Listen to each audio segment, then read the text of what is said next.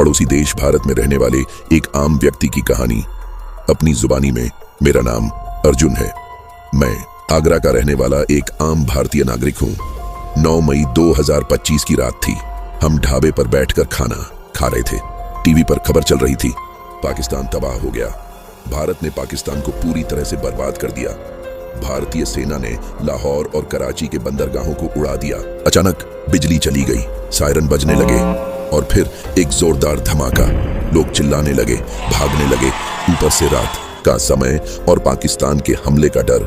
ऐसा लगा जैसे पाकिस्तान ने भारत पर जवाबी हमला कर दिया हो। जब लोगों में भगदड़ कम हुई तो पता चला एक ट्रक का टायर फट गया था। यही डर हमारे भीतर बस गया है। भारतीय मीडिया की झूठी खबरें और गतिविधियां और पाकिस्तान के हमले का डर। ऐसा लगा जैसे पाकिस्तान ने भारत पर सच में हमला कर दिया हो। बस इसी डर में हम जीते जा रहे थे।